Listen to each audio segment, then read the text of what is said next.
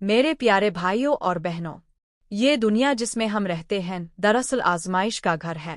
اللہ تعالیٰ نے ہمیں پیدا کیا تاکہ دیکھے کون نیک عمل کرتا ہے اور کون اپنے رب کو بھول جاتا ہے۔ قرآن پاک میں اللہ تعالیٰ فرماتا ہے، الذی خلق الموت والحیات لیبلوکم ایکم احسن عمل، یعنی وہ ذات جس نے موت اور زندگی کو پیدا کیا تاکہ تمہیں آزمائے کہ تم میں سے کون بہتر عمل کرتا ہے۔ دنیا کی یہ زندگی عارضی ہے، یہ ایک لمحے کی طرح ہے جو گزر جائے گی۔ انسان جب پیدا ہوتا ہے تو ماں باپ خوش ہوتے ہیں، مگر وہ دن آتا ہے جب وہی انسان اس دنیا سے چلا جاتا ہے۔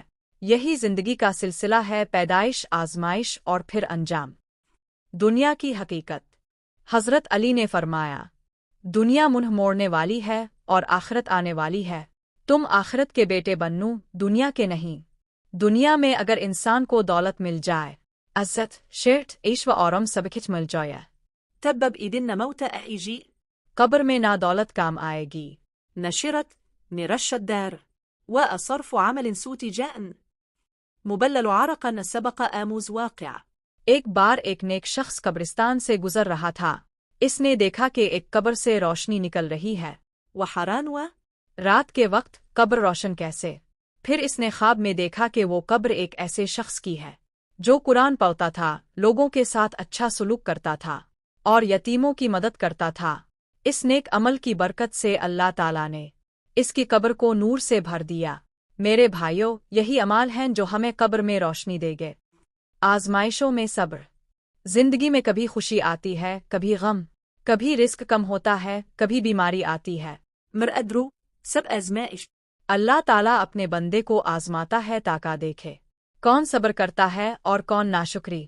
قرآن میں ہے، وَلَنَبْلُوَنَّكُمْ بِشَيْءٍ مِّنَ الْخَوْفِ وَالْجُوعِ وَنَقْصٍ مِّنَ الْأَمْوَالِ وَالْأَنفُسِ وَالثَّمَرَاتِ وَبَشِّرِ الصَّابِرِينَ، یعنی ہم تمہیں ضرور آزمائیں گے، خوف، بھوک، مال اور جانوں کے نقصان سے، مگر صبر کرنے والوں کو خوشخبری دے دو۔ توبہ اور اصلاح۔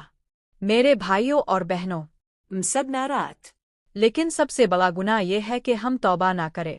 اللہ تعالیٰ غفور الرحیم ہے، وہ اپنے بندے کے گناہ معاف کر دیتا ہے۔